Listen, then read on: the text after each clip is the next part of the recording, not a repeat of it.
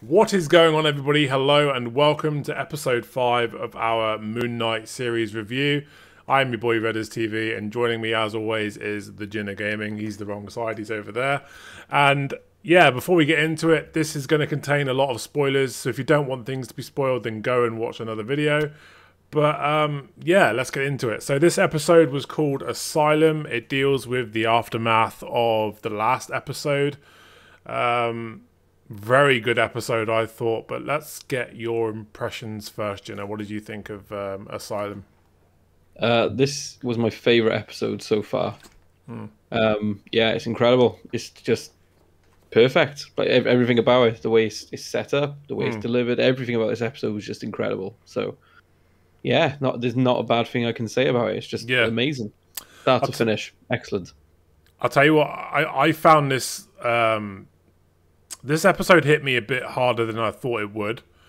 Without going into too many details, as someone who's also dealt with childhood trauma as an adult, yeah, it hit me right in the feels, and it was yeah, it was quite a strong episode for me in that regard.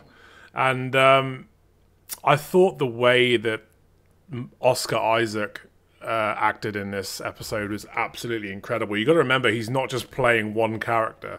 He's playing two characters with two very different personalities, two very different accents. And up until this point, you've seen them in almost a reflection-like state. So they're never really on camera at the same time. They're just communicating via, mirror or glass or, that kind of thing. But in this episode, they actually do interact as if they were there in person. And I thought he did an absolutely amazing job in this episode. Yeah, again, it's when he's the two people and they're on screen together, you don't think it's the same actor trying to be two different personalities. You genuinely believe there's two people acting. It's he's incredible. Yeah, and you find out a lot more about why he's now got multiple personality disorder.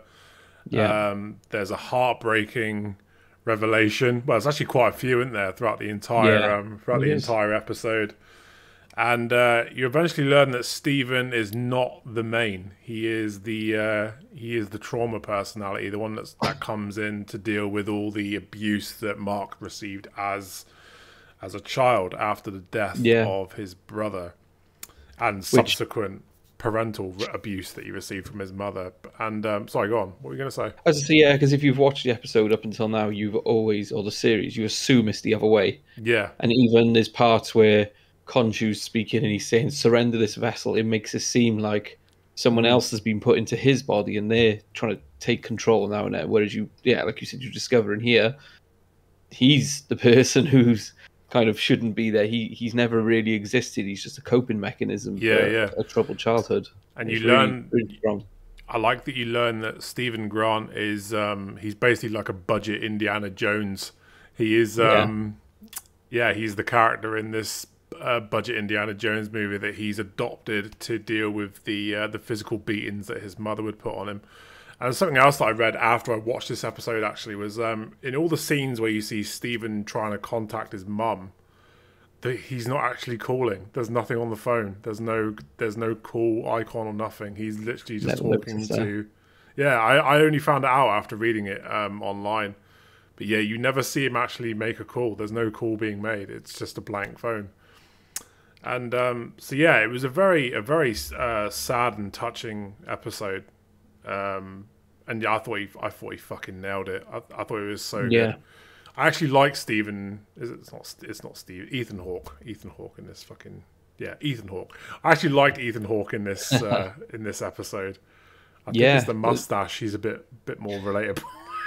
This psychiatrist role that they've got him in for the last two episodes, he's getting to, like I said, I can't remember what I've ever seen him in, but all you ever hear is how good an actor he is, and he's showing it. This role suits him. He's amazing in there. Like, he is convincing that he's, really this psychiatrist and he's trying to help, and you forget that he's just this boring bad guy in the rest of the series. So it's good. Yeah, really good. He was solid. He was solid in this episode. Hopefully he carries that momentum into future episodes, because up until this point, I found him to be a bit boring, and a bit laborious. He's just yeah, he's not really doing anything other than, oh, we're going to raise the dead or whatever, like God.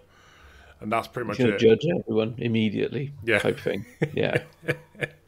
But okay.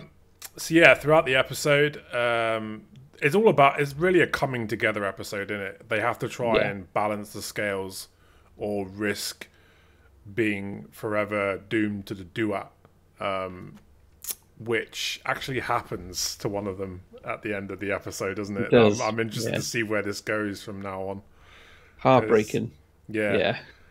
So you don't want either of them to go by the end of the episodes. And I'm not going to spoil who goes, even though we do talk about spoilers. I mean, this is one you need to see for yourself. It's like at the beginning when you first watch it, you know, you really like Steven. You're not too fussed on the other characters, and the others start to grow on you. By the end, when it's clear that one of them is going to end up in the sand, you don't want it to be either of them. They've developed so much in this episode, and you understand why they're both like they are, and they need each other. Then you don't want either of them to go, and it's heartbreaking when one of them obviously one of them they're going to come back. They have to come back.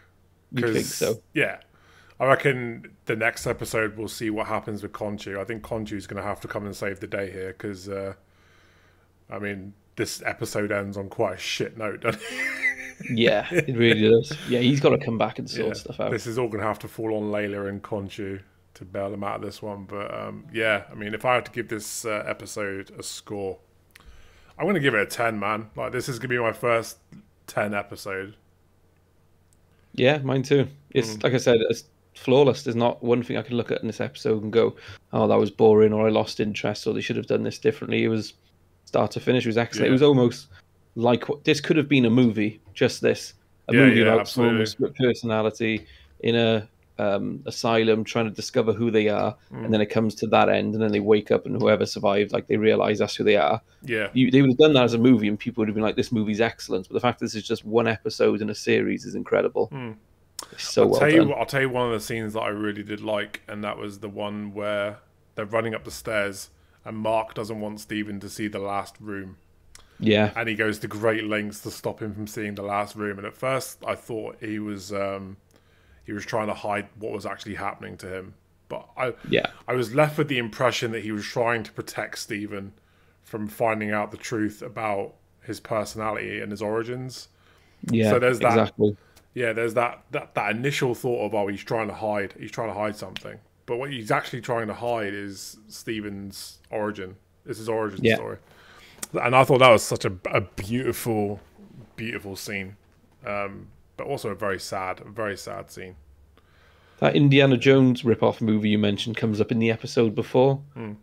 It's the one he suggests to Ethan Hawke, and he's like, "Oh, I watched this movie you suggested to me. It was, I don't know why you like it. It's really old and dated, but yeah, it's quite a good film." Yeah, it's kind of foreshadowing what's going to happen in the next one. Then, yeah.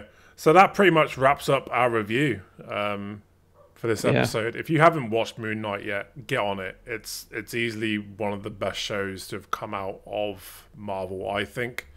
I would even go as far as to say it's better than Hawkeye and like all the mainstream MCU TV spin-offs they've had. I would say it's up there with Loki. I think Loki was fucking solid as well. That was a good series.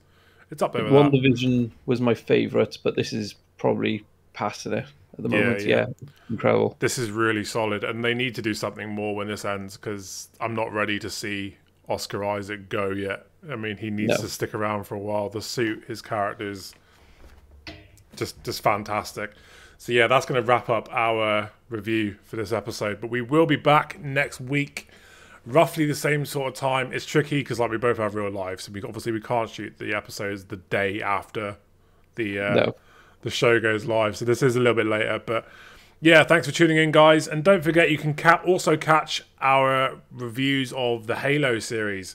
That is on the XBL Party Podcast main YouTube channel, so drop by there and check that out. But for now, I've been Redders TV, and this is The Jinner Gaming, and we will see you next week for episode 6.